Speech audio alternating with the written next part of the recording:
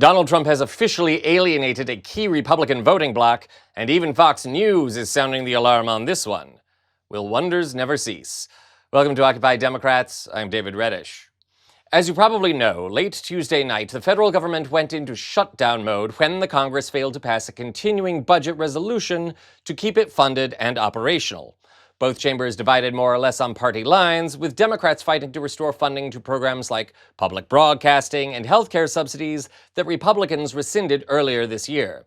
And while this may seem like bureaucratic brinksmanship, in reality, these cuts, in particular those to healthcare, will have a dire effect on the American public.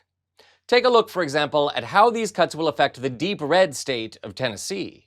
In the state of Tennessee, the average monthly premium is $74 today. Without the subsidies, it's projected to jump up to $160. States like Tennessee, South Carolina, Georgia, Texas, Florida have seen their marketplace populations explode over the last 4 or 5 years because of the creation of these enhanced premium tax credits.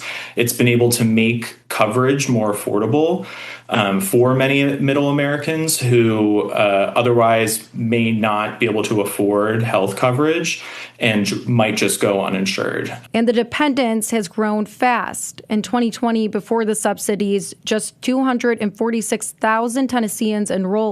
This year, 640,000 signed up, and nearly all relied on extra help. If the subsidies expire, it's going to be the poorest people who are most impacted because they're going to have the least latitude in making those decisions. It's a fight tied directly to the federal budget showdown. Democrats want to extend subsidies. Republicans argue they're too expensive. That standoff could determine whether Tennessee families keep their coverage or lose it. In some congressional districts that are led by Republicans in the House of Representatives. At this point, upwards of 10%, all the way up to 30% of their constituency is now receiving coverage through the Affordable Care Act marketplaces. And they could, definitely experience sticker shock when they go to shop for their plans for the upcoming year. Experts warn as many as 400,000 Tennesseans could lose coverage if enhanced subsidies end,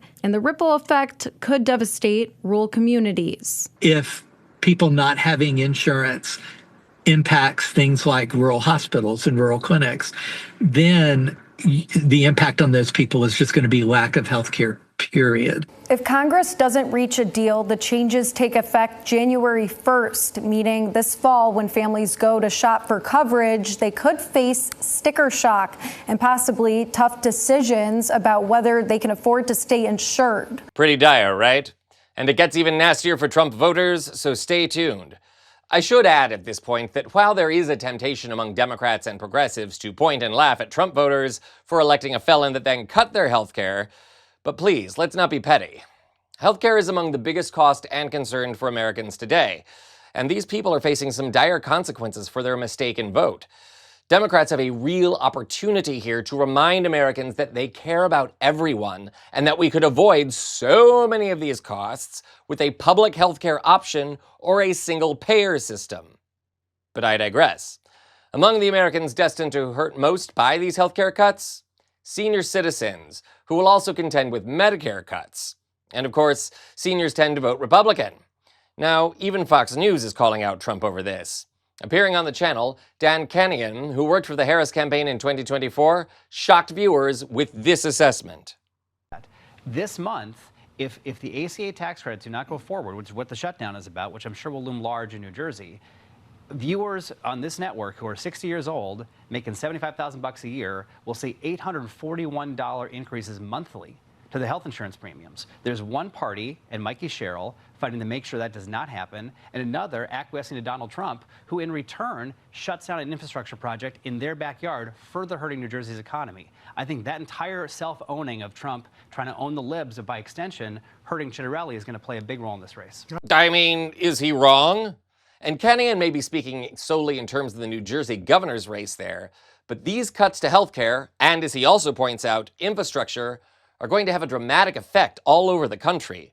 People are going to lose their jobs. Their costs will rise, they will lose their health care, and they will face financial ruin as a result.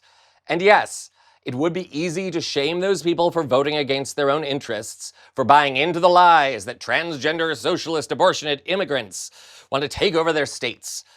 But this moment also offers an opportunity for Democrats and anyone with a sense of empathy. The time is right to start talking about Democratic candidates in all 50 states. This, I would remind you, is how the Democrats retook both chambers of Congress against all odds back in 2006. Howard Dean's 50-state strategy. Talk to your relatives and friends. Remind them that Democrats offer an alternative, a better plan, and that the sooner the Democrats retake Congress, the sooner we can get the United States back on track for working for all Americans, not just President Taco and his tics. You could start by liking and sharing this video and subscribing to our channel if you haven't. This is Occupy Democrats.